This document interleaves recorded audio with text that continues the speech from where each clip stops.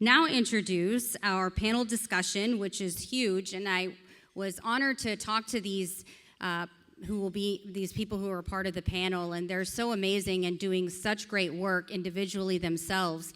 And even in between, like before the camera was on, when I did the panel, they were talking about things themselves, about what's going on in this state, what's happening here, and there's so many similarities. You know, there's a resource that we have here in Texas, but then Senator Dhingra was like, well, we have something like this as well in Washington. And even after the camera was off, even after all of that, they're still talking about the differences and really more of the similarities, which was so interesting and fascinating, because at the end of the day, we're all facing the same things, right? It's just about how we're tackling them.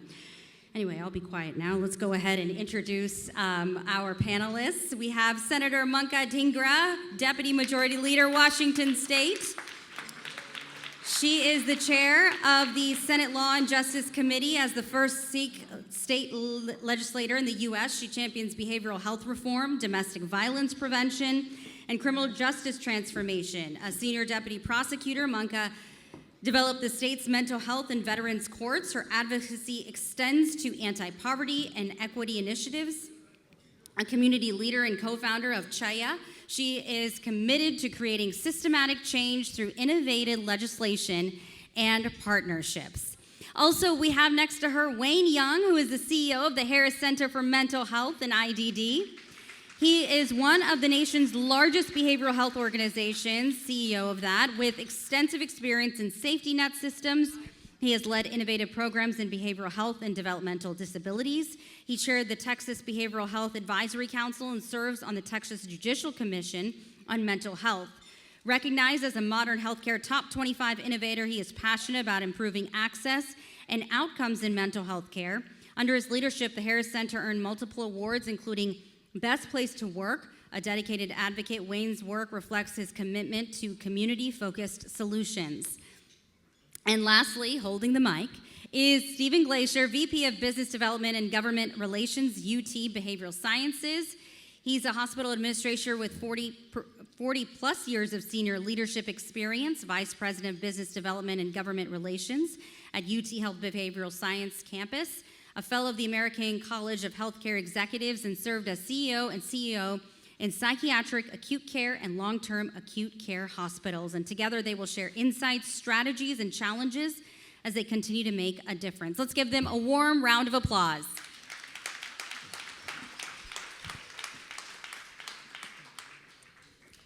Thank you.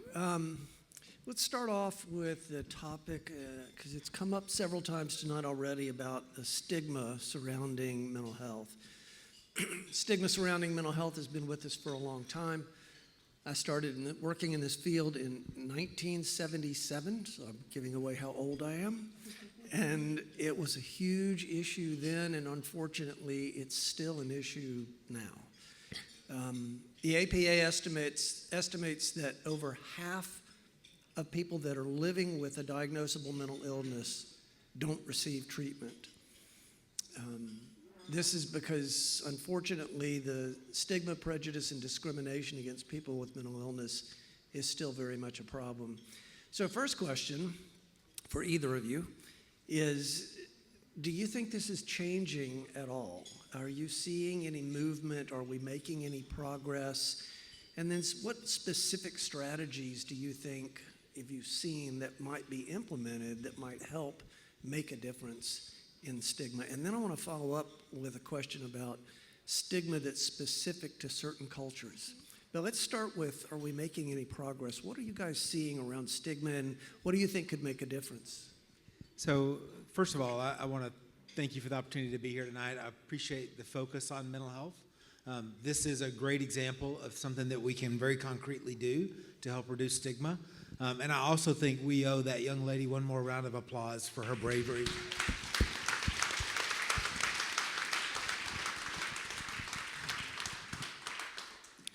Her comments were powerful, and she probably did more to reduce stigma in that 5 minutes than most of us will do in the next year, right? So really, really powerful comments. And I do think that stigma is reducing. I'm optimistic about where that's going. I think from my perspective, two things are driving it.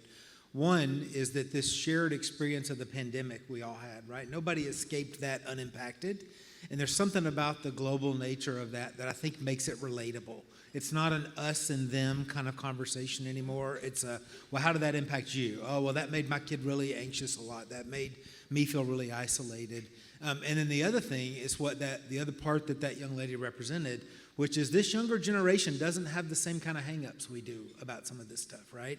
And so if we can figure out how we don't transfer some of those hangups to them, I think they will continue to push us and move us forward to places that are much more comfortable, much more open, and allow much greater impact and access to care. Senator? Thank you. First of all, good evening, everyone. I'm so glad to be here with all of you. Thank you for the invitation. You know, I'll start off by saying stigma is 100% preventable. It takes each and every one of you to talk about mental health to get rid of stigma. And when we eliminate stigma, it means people can get access to treatment, they can get healthy, and they can go about leading their life. So I'm a good Indian mom, so I'm giving you all homework. And the homework is you have to go talk to people about mental health. That is how we get rid of stigma. You know, I got involved in addressing mental health as a prosecutor with King County. I started working in forensic mental health. And the work that I did through a mental health courts really opened my eyes on what was happening in our communities. And so I got on the board of NAMI, Eastside, National Alliance on Mental Illness. And it was astounding because I was on the board, I would go to NAMI Walk, and I was the only brown person I saw. And I remember this one year where I saw another brown person at the NAMI Walk. I ran up to them, I'm like, thank you so much for being here. You know, that was about 20 years ago, and I have absolutely seen a change, and it's been a good, positive change. I can speak specifically in Washington. We actually make sure very deliberately that we have people of Indian origin who go through the family-to-family training, that we have people of Indian origin who do the peer-to-peer training, and we have an amazing Indian American Community Services organization that has a monthly meeting called Log Kya Kahenge. The translation is, what will people say? And that is exactly what goes into the minds of parents and grandparents when their child is struggling with mental illness. It is about the well-being of the child, but in their head, they're going, Log Kya Kahenge. And so the way to make sure that we make that child feel whole is to make sure we talk about it.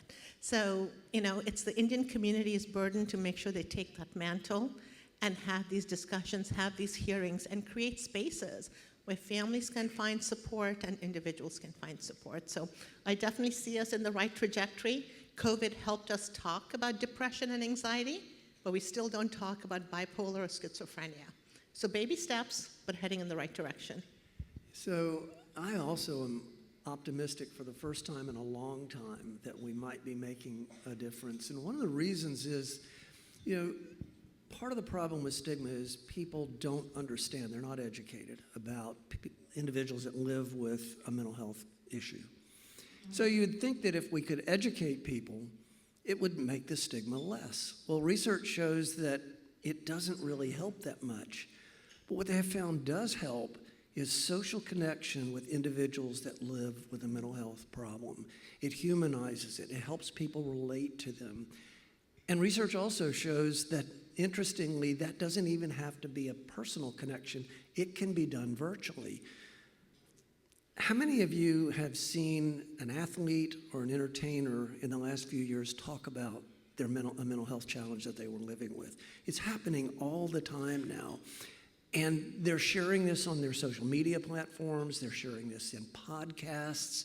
And it's becoming very common for people that are in the public eye to talk about and to talk openly about the mental health challenges that they live with. And when that happens, it really makes a difference in terms of reducing the stigma. It's happening a lot. So I'm optimistic for the first time, actually, in a long time. Let's move on and talk a little bit about the intersection of mental health and justice, which is a topic I know both of you are really involved with and interested in. Currently in Texas, we have just over 2,000 beds in our state psychiatric hospitals that are open and available for patients to be admitted to. Unfortunately, About 72% of those beds right now are filled with individuals that are there because they were arrested, they have a mental health problem, they're incompetent to stand trial, and the state is required to try to restore their competency. And they are filling those beds. That leaves only about 28% of the beds available for individuals who just need mental health treatment in a psychiatric hospital. Also, the wait list for a competency restoration bed right now in Texas is about 1,800 individuals. There are 1,800 individuals sitting in a county jail somewhere waiting for placement to try to get their competency restored so they can stand trial. The wait to get into a bed for non-maximum security patients has been as long as a year, and for maximum security patients has been as long as 2 years. So, first question, Wayne, you've seen this problem up close in Texas. What do you think we need to do? What initiatives are out there that will help make a difference? So I think we've got to tackle it in multiple approaches, right? We're not going to be able to do this with one solution, but we've got to find a way to accelerate competency restoration. Realize the numbers people waited 2 years, haven't been convicted of anything. They've just been accused of something. They can't get to trial to prove they're innocent or accept their responsibility because they're not competent. So, we've got to find a way to increase capacity. One of the things that has been gaining ground is the use of private community-based psychiatric beds. And Stephen, I know you've facilitated and helped build a whole campus in our community for that. We've got to think about outpatient-based competency restoration programs. If people are waiting, we have a new program here in the county that the county helps support. We have 50 beds of jail-based competency restoration. I would rather not restore people in jail, but if they're going to be in jail anyway, let's see if we can help them while they're there. But then the other side of that coin is we have got to do more to reduce the intersectionality of criminal justice and mental health. We've got to find ways to either provide treatment earlier so that they don't have that intersection, or when that intersection occurs, to try and find ways to divert them out of that. We have a program here that has been replicated now almost a dozen times across our state. It's a mental health diversion center. The idea is it's a 24/7 drop-off that law enforcement can take someone when they've committed a kind of a low-level crime and take them to get treatment and care as opposed to taking them to jail. We just recently celebrated our 12,000th diversion. So in the last 5 years, 12,000 people did not go to jail that didn't really need to. They were not a public safety issue. Nobody in here was threatened or harmed because of them. They were trespassing, or they were in front of a store making people uncomfortable. So we've got to be creative about how do we stop that cycle from even getting started in the process. And Senator, I know Washington State's made some real progress.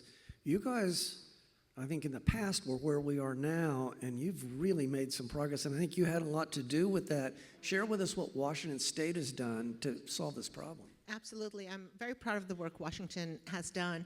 And I've been in a unique situation because for 20 years I was a prosecutor sending people to our state hospitals and really taking a look at the forensic system. And as a senator, I'm in a position to really take a look from beginning to end on what we are doing as a system. I think there's a fundamental failing in our country if the largest mental health hospitals are our prisons. It's a failing on the public health system. It's a failing on a criminal justice system, because it means we're not taking care of people through health care, because that's what mental health is about.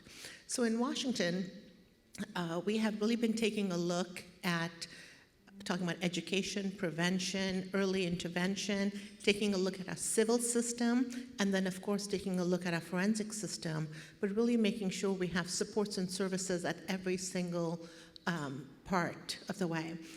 Hopefully, everyone in this room is familiar with 988. That is the 3-digit number you call when you have a mental health crisis. In Washington, we really took that opportunity, knowing that 988 was coming, to develop that entire continuum of care. And I'm really proud that my legislation that created the 988 system is now the national model. But it is about making sure that you're able to do treatment on demand. So starting with our youth, making sure they have the education and the resources to be successful. In Washington, we make sure everyone has access to mental health first aid. So you can get trained, schools can get trained, anyone who wants to get trained can understand how to recognize symptoms of mental health and get people the help they need. And it really is about those civil structures and enhancing them, making sure that you do have the community health beds, that you do have the wraparound services, and then unfortunately when you need the forensic work, that you have enough beds to make that happen.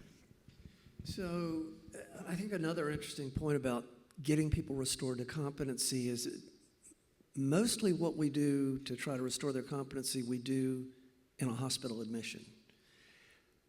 But I think the majority of these patients don't have to have this done in the hospital. And I'll tell you a story about the diversion center. When they first opened the center, I was a little nervous because I was running the city's public safety net psychiatric hospital. And they said, well, we're going to divert all these people from jail. And I thought, well, where are they going to divert them to? They're going to divert them to my hospital. And my hospital is full with a waiting list. So what are we going to do? How are we going to handle that? Well, they opened the diversion center, and in the first 3 or 4 months, could probably count on one hand the number of individuals that they had to send to my hospital and admit. The majority of these patients did not need to be in the hospital. They were able to link them into outpatient services, link them into other services. So we can restore people on an outpatient basis. We can also restore people in jail-based programs, and we can avoid arresting people to begin with in diversion programs. If we're ever going to make a difference, I think we're going to have to use all of those tools in our tool belt. Just to take a little bit of pride in this, our little diversion program that started here now has been replicated in Dallas and Fort Worth. It's in process of being replicated in Austin. Corpus Christi opened theirs a few months ago. Lubbock has one. I mean, it has literally been replicated dozens of times. I'll also just take and give a little shout out. You know, when you start something like that, it's scary because there's no roadmap for that. Dr. Vinay Kapoor is back there in the back. He is one of our physician leaders who championed that and was the physician who was willing to help us figure that out. And so I just give credit to Dr. Kapoor for all his hard work and taking those chances to get people better.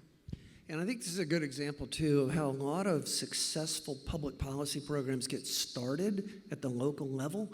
They get tested, they get tried, we figure out if they work or not, how to make them work. And then the ones that are successful, and this was extremely successful, and it was the first one in Texas, then we scale them up and we can move them around the state. The good news, too, is that while we've got 1,800 people on the list, about a year ago, we had almost 2,800. So we're making really good progress right now. And I'll just add, this is why everyone should pay attention to what's happening in different states, because we learn from each other. None of us have to reinvent the wheel every single time. Take a look at what's working, and then make sure we're doing the same thing. Let's talk a little bit about policy and advocacy. Talked about some of the other things beyond forensic patients that we're dealing with. Texas legislature has been very focused on mental health issues over the past 4 or 5 sessions. They've focused on mental health legislation and funding, and it's had a great deal of bipartisan support. I do a lot of work with the legislature. I think this topic gets more bipartisan support than just about any other topic that I've dealt with. So my first question, are there any specific initiatives beyond the ones we've just been talking about that either of you are involved with or aware of that you think really have an opportunity to make a difference in mental health access and mental health treatment and outcomes? Well, I'll just, as a senator, policy is what I do, and mental health policy is absolutely it. So I mentioned the 988 system that we have. You know, we continue to make sure we're refining it. In Washington, we have a Children's and Youth Behavioral Health Task Force. So we're really taking a look at actually prenatal care all the way since a child is born, because you've got to talk about maternal depression, postpartum depression, and start with that to make sure that the mother and the child are actually healthy, and go through that entire spectrum of care. And you know, we talk a lot about integration between physical health, mental health. We want to make sure there's parity between physical health and mental health. You know, in an ideal world, you should be able to walk into a doctor's office and get care from the top of your head down to your toes. So how do you make sure you get to that vision of complete comprehensive care. And so we continue to work on it. But one of the things I did last session was actually having occupational therapists be part of a mental health team. And did I need a bill to do that? I did, unfortunately, because you cannot bill for having an OT as part of your mental health team. And so we needed legislation to do it. And people know that when you have someone in crisis, an OT can actually help that person maintain housing, take their meds, stay stable. So there are always creative solutions that we need to do, and unfortunately, a lot of that requires legislation. So we continue down that path and really taking a look at what are the barriers to accessing treatment and how we can make sure that we let people get access as early on as possible so we don't have the needs for forensic mental health.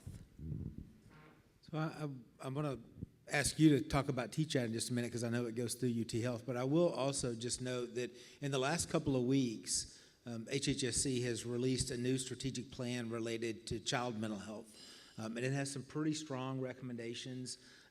They put forward a legislative request with it, but didn't put a dollar amount because they wanted it to be open, which is their way of messaging they would like for this to be a big investment in this next session.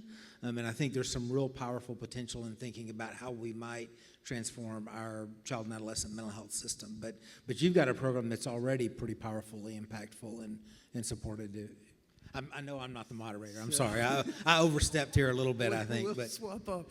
So the 86th legislature created an organization called the Children's Mental Health Care Consortium, and they have developed a number of initiatives. And this actually leads into the next question I wanted to talk about, the topic I wanted to talk about, which is technology and mental health. Two of their initiatives, so just a little background on this.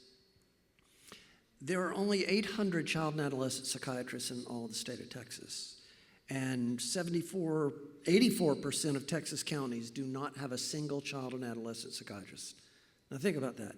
84% of the counties in Texas don't have even one child and adolescent psychiatrist. So what the consortium did was they leveraged technology, and one of the good things I think that came out of the COVID pandemic was it forced us to learn how to use technology better and to learn how to use technology in telehealth and in treatment. So they've created two initiatives. One gives a primary care provider, so it may be a pediatrician, it may be a family practice physician. If you're in a county with no child and adolescent psychiatrists, they're the ones that end up trying to treat the kids. If they need help, if they need counsel, if they need advice, they can go online now through the Child Psychiatry Access Network and have a teleconsultation with the child psychiatrist, talk about their patient, talk about what they're doing, get advice from them, and use that in treating that child. The other initiative is called TChat, and it's a program that allows for a child or adolescent that's in a public school who's having a mental health problem that needs treatment, that needs therapy, to be able to get that through telehealth directly at the school. So essentially, they've utilized technology to drive access to a child and adolescent psychiatrist through all of the rest of those counties that don't have that.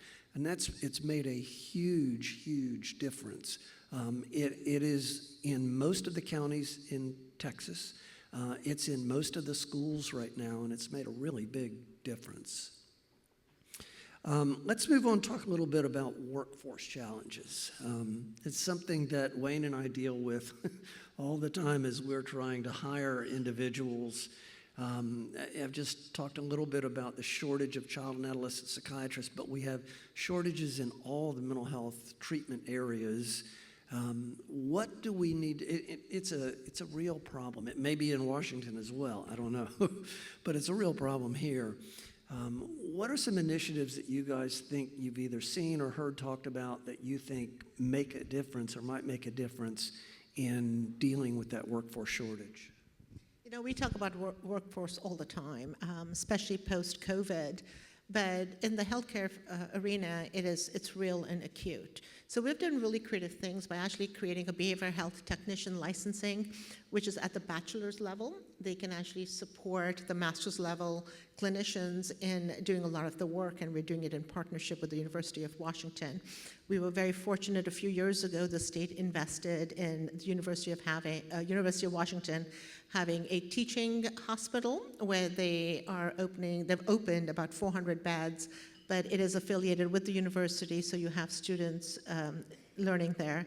And then peer support. This is an arena where you have a lot of peers who are interested in giving back and helping others. And so really making sure you create pathways for peer specialists to help others and then have a ladder to get professional licensing to continue the work that they do. But it is about making sure that you can have people working at the top of their license and really seeing how we can do support services using different educational levels to help facilitate that. But workforce is a real issue no matter what component of the workforce you're looking at. Wayne? And one of the challenges with the workforce isn't just the workforce, but it's the distribution at times of that workforce. So as I mentioned, I work in the safety net mental health system for Harris County. That's my responsibility.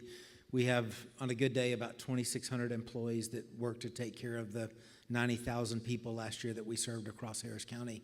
And what we find is that a lot of the psychiatrists that are out there are psychiatrists who have chosen, and no knock on them, to do cash private practice, right? Because it's easy. Somebody Venmos them money, they show up, they get seen, and they go out. It's much harder to get people who will see Medicaid patients, who will see volumes of patients, because that's what it takes to be able to kind of break even if you're not paying cash. Also, one of the things the state has done is made investments to create better partnerships and alignment between the academic medical centers and the community mental health systems, so that we have an opportunity to create that exposure with those physicians that are in training. Dr. Patel is one of our physicians who supervised our resident clinic. He's so good he got promoted and doesn't do that anymore. But it became quickly a rotation that we had more residents that wanted to go into that clinic than we had slots available for them. Not because there's anything great about us, but because they were exposed to something and really got passionate about serving a safety net population, and probably because Dr. Patel's a pretty good teacher as well at that. But the opportunity to expose people, to get them interested in public mental health, I think is critical. The other thing I think we've got to have a little bit of kind of corollary conversation is there's also some professional stigmatization as well. Right? I suspect that many of you, we kind of think about physicians and we think about this different, almost hierarchy, if you will, of them. And I think it's recovering a little bit, but we've not always valued and appreciated mental health professionals in the same way that we have other professionals. And I'll echo the senator's comment about peer support specialists and the ability for them to impact people navigating the mental health system. We've spoken at length because she's so impactful, but the brave young lady that was up here earlier, imagine her sitting down for 20 minutes and talking in a couple of years with a young high school girl and sharing what her experience was like and the impact that's going to have, right? So this pathway for people to be able to share lived experience and be a part of our system in a way that is reimbursed adequately, that is recognized, and we celebrate the impact that they can have as well. So let me end with this. The APA estimates that somewhere between 1 in 4 and 1 in 5 individuals living in the United States is living with a diagnosable mental illness. Look at the size of this room here. I'd be surprised if there wasn't somebody sitting out there that isn't dealing with a family member or maybe is struggling with this yourself. We have made huge advances since I got into this field in 1977 in our ability to treat and help people get better. Wayne, what would you suggest if there's somebody that's looking for help, maybe for themselves or a family member? How do they reach out? Where do they go? What resources are out there? Yeah, so the good news is that you are my people, right? Like, we are in this together. You're in our community. So if you're here and need help, there's a few resources. One, the senator already mentioned, is 988. That number works no matter where you're at in the country. If you're in a crisis, you will connect with a mental health clinician anywhere you are that you dial that number. They're working on geolocating that so that ultimately when you call, it's going to go based on to the nearest center to where you're at that moment. Right now, it's based off of your area code. I will also give you the longer version, which is 713-970-7000. If you're in Harris County and dial that number, We happen to answer the 988 line as well, just as an aside. It's us anyway, but we certainly answer that number. If you go to theharriscenter.org, you'll find a chat box pop up. You can chat with us that way. You can reach out through email. We are the safety net system, and for you or for the people that you might know, we are here also to serve people who don't have any resources. So most of the care we deliver are to people who don't have insurance, don't have the ability to pay for care, so that shouldn't be a barrier to somebody trying to access help in our community. Senator Wayne, thank you very much. I believe our time is up. Thank you, everyone. Thank you.